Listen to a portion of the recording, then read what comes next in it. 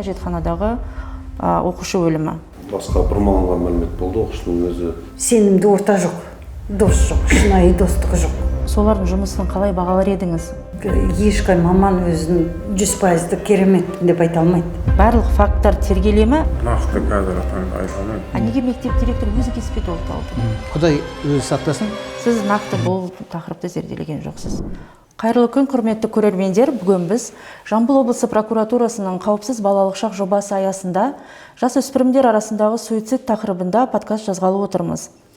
Бүгін біздің студияда қонақта Ақберген Жанысбекұлы Мүлкеманов, Байзақ ауданының прокуроры, Жұмалбеков Темірлан Құрманбекұлы, Байзақ аудандық полиция бөлімінің басшысының міндетін атқарушы, Нұрболат Серікұлы Мамырбаев, Байзақ аудандық білім бөлімінің басшысы, және Құдайбергенова Айжан Жақанбаевна, Санжар Асфендияров атындағы Қазақ ұлттық медициналық университетінің коммуникативтік дағдылар кафедрасының профессор-ассистенті. Дұрыс таныстырдым ғой, барлықтарыңызды. Қайырлы күн, қош келдіңіздер. Бірақ Байзақ ауданын алатын болсақ, соңғы бір жылда балалар өлімі жалпы білім саласында біраз келеңсіз жағдайлар орын алған, өкінішке орай. Мәселен, Құмжата ауылы Ыбырай Алтынсарин мектебіндегі әжетханадағы оқушы өлімі. Мәселен, оқушының ата-анасы шырылдап көтермегенде, мүмкін ол жабулы қазан жабулы түрінде қалатын еді. Мектеп басшылығы бұл факты жасырып қалған бәрі біледі. Жасырып қалғысы келгенін, тек қоғамдық резонанс туғаннан кейін тергеу жүргізіліп, іс сотқа дейін жеткен. Енді өлімге қатысты деп сотталған 2 оқушы 6 жыл 8 ай бас бостандығынан айырылса, бір оқушыға 1 жыл бас бостандығына шектеу тағайындалған. Осы оқиғадан соң мектепте және жалпы аудан мектептерінде қандай жұмыстар жүргізілді? Жалпы осы оқиға бойынша балалардан бөлек жауапқа кім тартылды, сол туралы айтып берсеңіздер. Мына қайғылы оқиғадан кейін біз тек қана мектептің әкімшілігімен ғана емес, бұл жерде психологтермен де балалардың көңіл күйін бойынша жұмыстар атқарып жатырмыз. Мысалға айтатын болсақ, біздегі психологтар тек нені ғана қалайсам, тек қана сауалнама алу ғана емес, сол сауалнамадан шыққан тұжырымдарды егерде өздерінің іс тәжірибесі жетпеген жағдайда облыстық білім басқармасындағы жаңадан ашылған психолог орталық бар, сол мамандарға 4 рет біз хат жазып, сол шақырып, соны бізге талқылап жүрміз. Нәтиже бар ма? Нәтиже әрине бар. Біз мына қалай айтсақ, енді осы 2025 жылдан бастап бізде құқық бұзушылық төмендеп келеді. Жасөспірімдер арасында ма? Жасөспірімдер арасында, иә. Ол енді біздің жағына ішкі істер бөлімінің полиция қызметкерлерімен бірге жасаған түнгі рейдтерде түсіндіру жұмыстарын жүргізгеннің арқасында, кездесулердің арқасында алдын алу шараларын жасадық деп ойлаймын.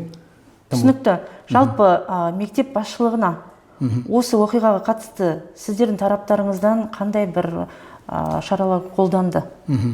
Шаралар қолданған кезде, осы оқиға болған кезде мектептің директоры жұмыстан шеттетілген, және де 4 адам, сол жердегі сынып жетекшісі, мектептің психологы және тәрбие құқық жөніндегі орынбасарлар директордың жұмыстан шеттетілген еді. Олар нешеуі қайта орналасты, қайтып келді? Әзірше ешқайсысы орнына қайтып келген жоқ.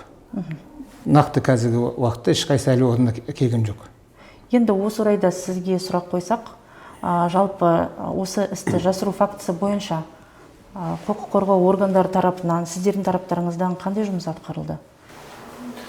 Енді өзіңізге белгілі, ол оқиға былтыр 30 сәуірде болған. Яғни оқиға алғашқы күні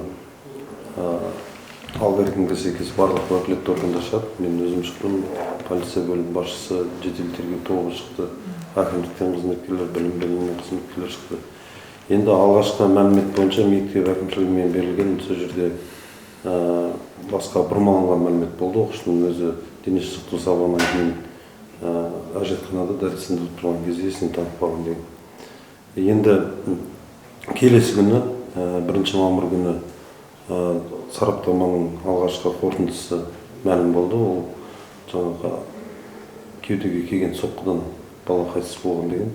Оған дейін де бір күннің ішінде сол ауыл төңірегінде әңгімелер болды. Осындай ұрғаннан қайтыс болу деген мәселе. Сол мәселелерді енді алғашында жасыру фактілері болған соң, жеткілікті негіздер болған соң қылмыстық іс тіркелді. Қылмыстық кодекстің 432 бабымен қазіргі таңда тергеп-тексеру жүргізілуде. Ол жерде қылмыстық процеске қатысушылардың басым көпшілігі кәмелетке жасқа толмаған балалар. Яғни былтырғы 8-ші сынып оқығандар, 9-ші сынып оқығандар. Солардың барлығына психиатриялық сараптамалар жүргізілуде, көрсетпелеріне бәріне. Сол себепті сіз қазіргі таңда тергелу сатысында жақын арада логикалық шешім қабылданады іс бойынша. Рахмет.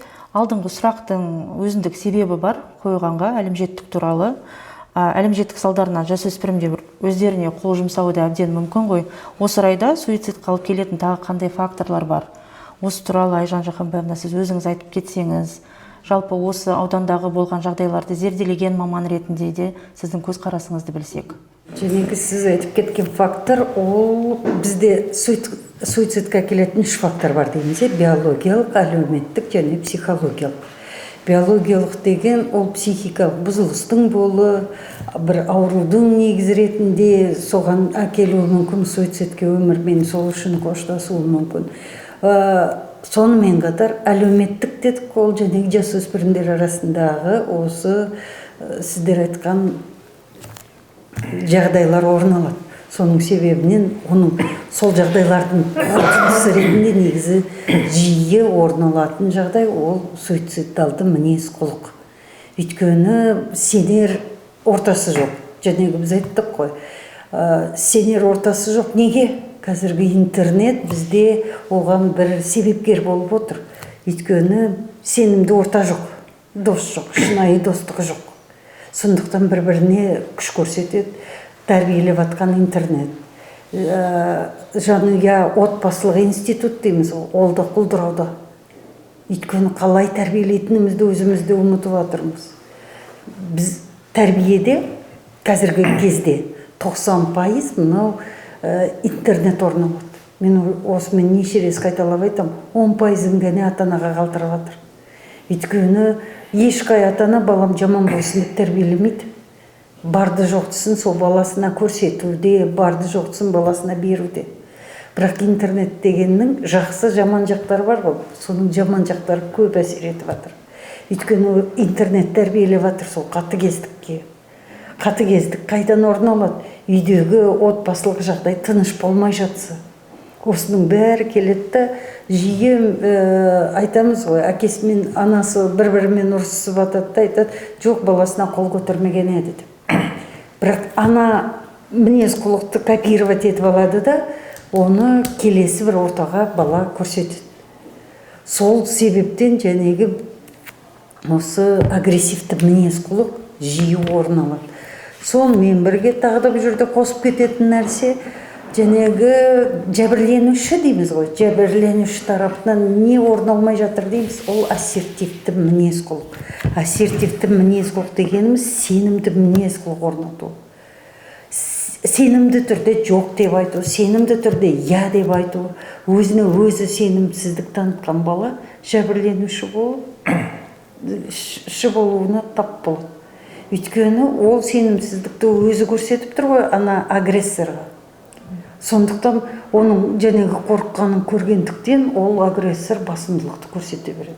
Енді бәрінің негізінде былай жалпылама тілде келетін болсақ, қарым-қатынастың жетіспеушілігі, дұрыс, эффективті қарым-қатынастың қалыптаспауы осындай жағдайларға келіп соқтырады. Ол ата-ана мен баланың ортасында, жасөспірімнің өзара ортасында, тіпті мектептегі жәнегі ұстаз бен шәкірттердің ортасында да осы қарым-қатынастың дұрыс байланыспауы себеп салдарынан болады. Енді осы орайда суицидтің алдын алу шаралары туралы сөйлессек, мысалы бұл мәселені қалай тоқтатуға болады?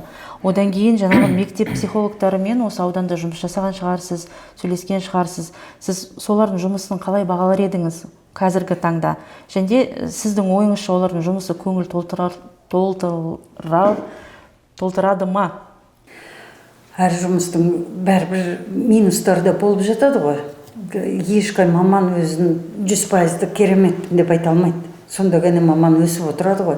Сондықтан маман ретінде кетіп жатқан қателіктер де бар, ол орын алады, жоққа шығармаймыз. Бірақ бәр мәселені психологтардан көруде ол үлкен қателік.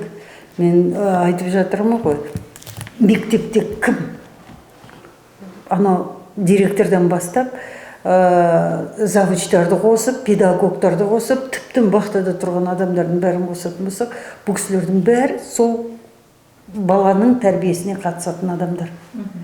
Сондықтан олар жиі қарым-қатынасқа түсетін болғандықтан сигналды психологқа сол кісілер беру керек.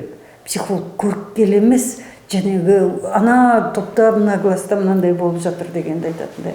Сондықтан бұл жерде көп факторлар бар, көп оның алдын алу, тағы да айтамын, бүкіл факторлардың алдын алу қарастырып отырсақ, бұл жерде қарым-қатынас жатыр. Қарым-қатынастың жоқтығы, таяздылығы осындай проблемаларға келеді. Тіпті биологиялық тұрғыда дедік қой, және психикалық ауытқу демейінше психикалық бұзылыс орын алған кезде. Жиі қорқып жатамыз ғой, бізде стигма бар. Психиатрға барса, психологқа барса, мені жынды деп атайтын деп. Жоқ, қарым-қатынас арқылы мен маман ретінде ол кісіге жеткізуім керек. Бұл жерде одан қорқудың қажеттілігі жоқ. Бұны шешу мақсаты ретінде біз маманның көмегіне жүгінуіміз керек. Ол жерде тағы да айтамын, маман ол психотерапевт, психиатр. Депрессия дегеніміз не ол? Ауру ғой, ол просто көңіл күйдің жоқтығы емес. Қараңызшы, жеңіл түрде депрессияны қою үшін диагнозды бізде 3 симптом болу керек. Мысалы, ұйқы бұзылысы, тәбеттің қашуы, көңіл күйдің жоқтығы. Біз оны айтамыз, әшейін ол бұл уақытша жағдай ғой деп. Осы үшеуі бір айдың төңірегінде кездесетін болса, бұл уже диагноз. Диагнозды обязательно емдеуіміз керек. Ал емді диагноз ретінде қарамайтын болса, құр психологтың әңгімелескенімен кетеді дейтін болса, бұл үлкен қателесу. Сондықтан бұл жерде бұндай мәселелерде біз жан-жақты жұмыла отыра көмек беруіміз керек ол балаға. Сондықтан психиатрларда учетқа сразу қалмайды. Бұл тағы да стигма. Психиатрға барсам болды, мен учетқа қойып қояды. Диспансерлік учетқа алу үшін бәленбай сен стационарлық ем қабылдануың керексің. Только сол кезде. Консультативті учет деген инспектор по делам несовершеннолетних алады ғой өзінің учетқа. Уақытша. Сол сияқты уақытша алады да, жағдай реттелгеннен кейін ол ешқай жерде архивте қалмайды. Оның еш нәрсеге, оның ары қарайғы өміріне ешқандай әсері жоқ. Сондықтан ата-аналар қорықпау керек. Қорықпау керек. Мен айтамын ғой, егерде одан қаша беретін болсақ, ауруын жасырған өледі деген. Сондықтан бұл жерде қашудың ешқандай қажеттілігі жоқ. Рахмет. Енді Темірлан Құрманбекұлы, сізге сұрақ. Осы суицидтар орын алған жағдайда фактілер ғана айтылады, бірақ оның ары қарай тергеу қалай жүргізілді, себеп салдары қандай болғаны көбіне айтылмай жатады. Осы орайда сіздердің атқарып жатқан жұмыстарыңыз туралы айтып берсеңіз кішкене. Мысалы, осы ауданда болған фактілер бойынша жаңағыдай аты жөндерін атамасаңыздар, енді понятный себептер ғой. Бірақ анықталғаннан кейін сіздер қандай жұмыс атқарасыздар? Біреуге хабар бересіздер ме ол туралы? Полиция тарапынан жалпы қандай жұмыс жүргізіледі? Және барлық факттар тергеле ме, әлде тергелмей ме? Кейбір істер жабылып жатады. Мысалы, қандай моменттерде сол істер жабылып жатады? Неге тергелмейді, сол туралы айтып берсеңіз? Ағымдағы жылдың басынан бастап 4 ай ішінде аудан аумағында жасөспірімдердің қатысуымен суицид дерегі бір дерек орын алды. бұл бағытта қылмыстық іс қозғалып, қазіргі таңда тергелу сатысында тегерек тексеру амалдары жүргізіліп отыр.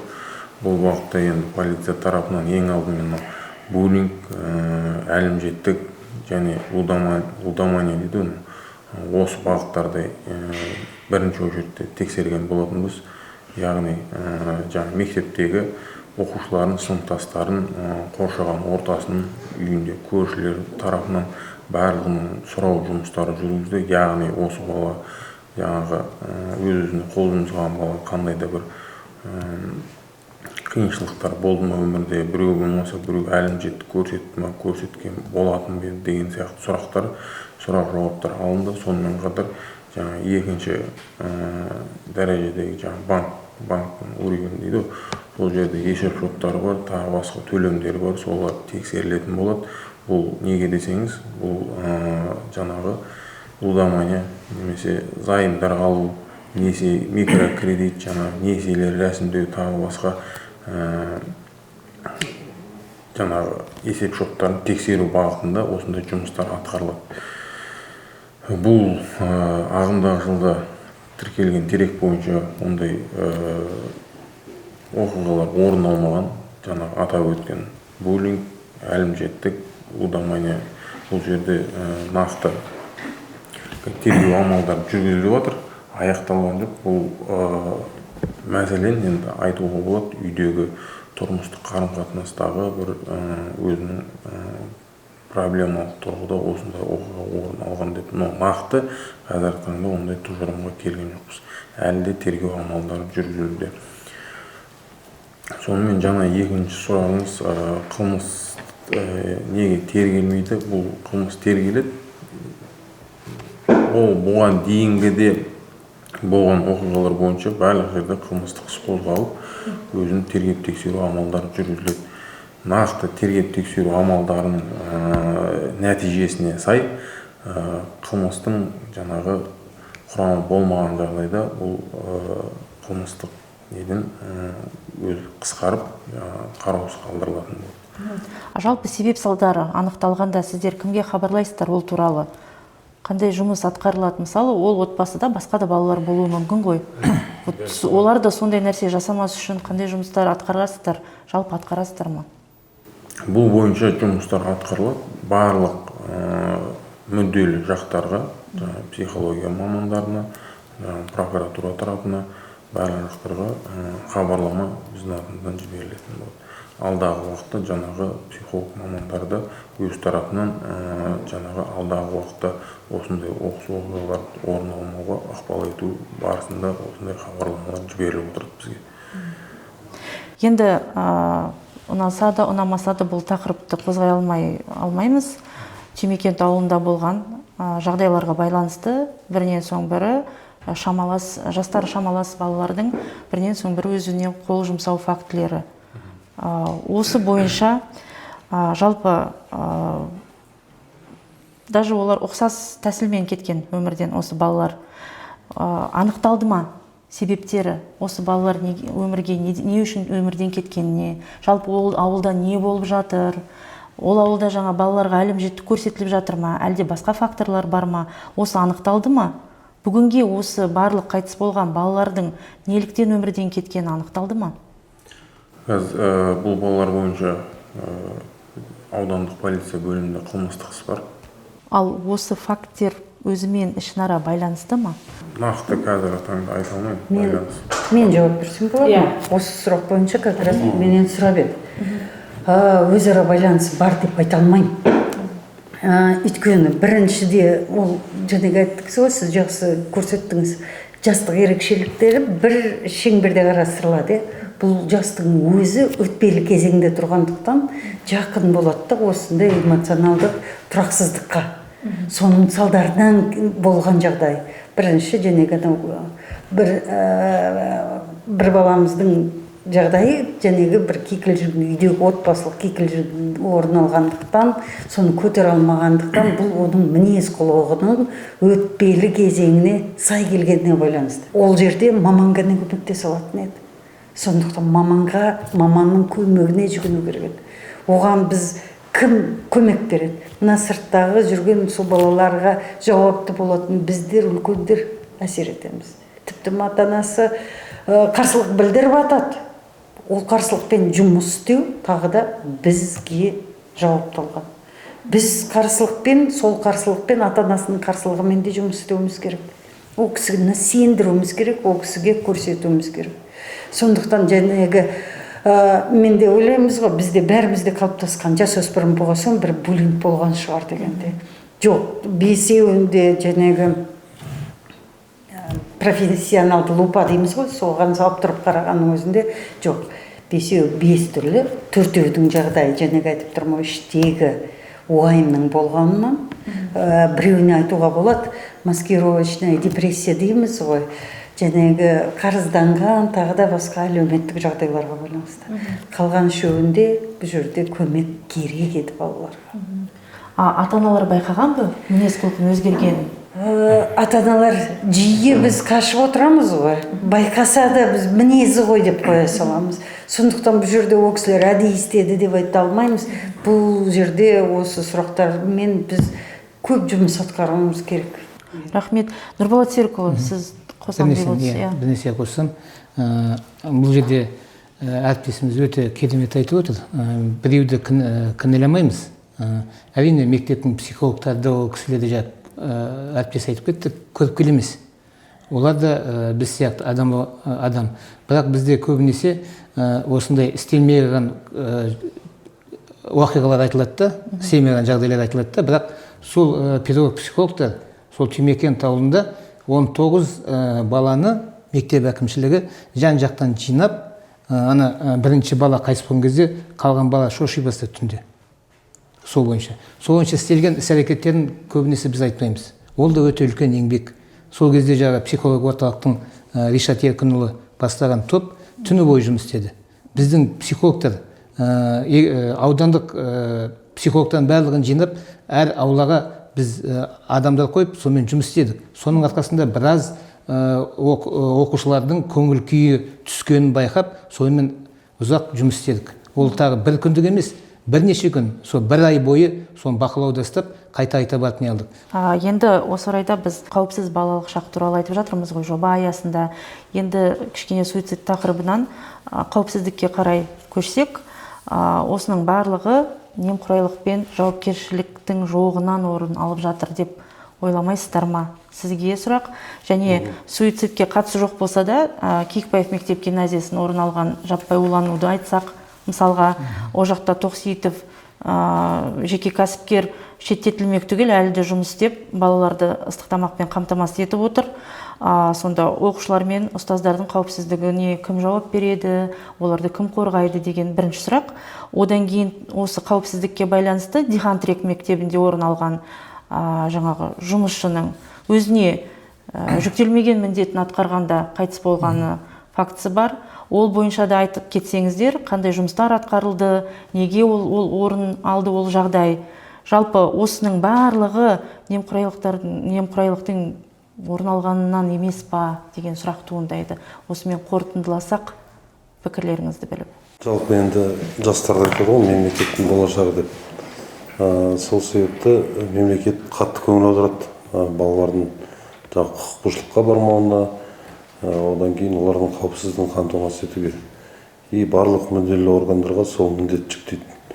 Кәмелетке толмағандарға қатысты бірнеше алгоритмдер бар, бірігіп жұмыс істейтін іс-шаралар бар. Сосын бас прокурордың нұсқауы бар, бұл кәмелетке толмағандарға қатысты істер бойынша.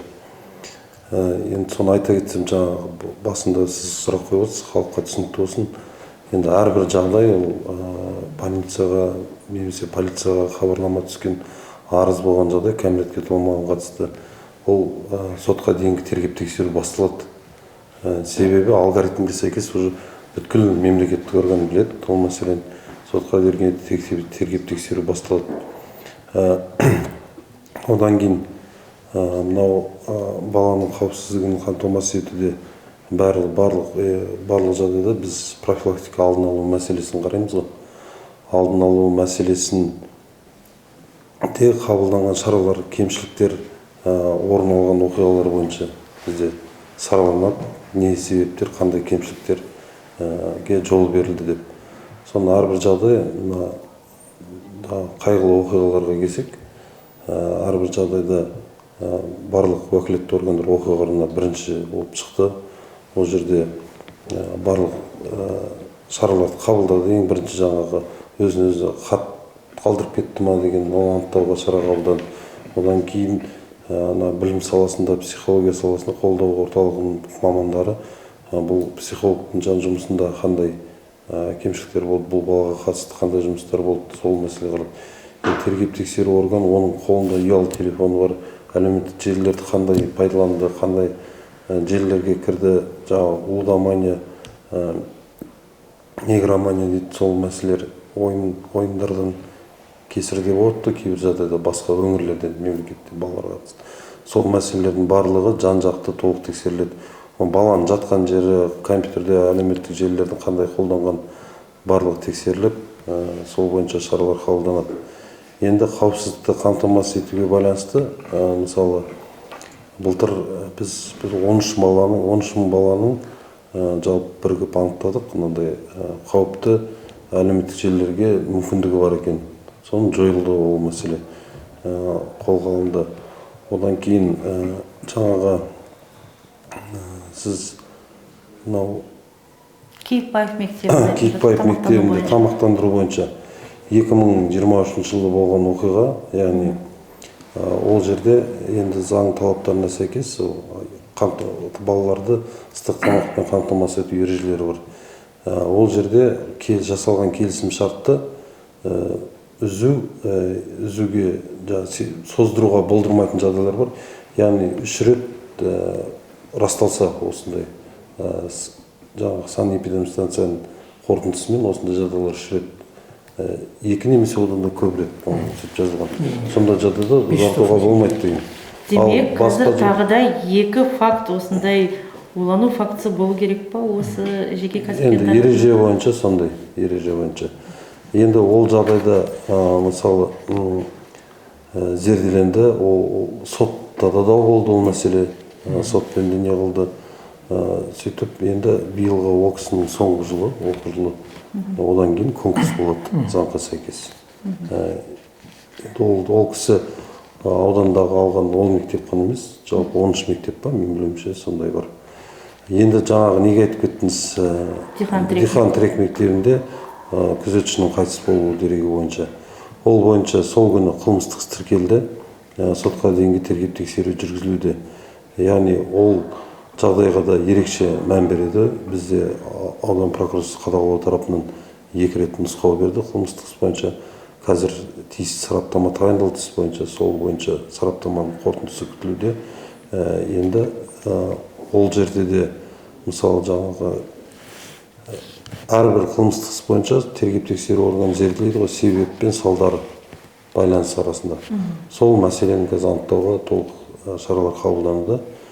Жақын арада осы бір ай көлемінде ол іспен де шешім қабылданады. Бастысы іс жабылмады ғой? Жабылған жоқ, тергеп өндірісте. Бұл сұрақтың қойылып отқан себебі бар. Себебі бұл сұрақ әлеуметтік желіде өте көп талқыланған. Қайтыс болған кісі жалғыз басты кісі болғаннан кейін енді сұрауы жоқ деп мүмкін іс қысқартылып кете ма деген ой болған әлеуметтік желіде. Сондықтан мен осы сұрақты қойып отырмын. Енді осы себепті сізге сұрақ қойғым келіп отыр. Бұл Трек мектебі болып тұр ғой. Енді осы мектептің басшылығына, сол жұмысты істеткен адамға қандай да бір шара қолданылды ма?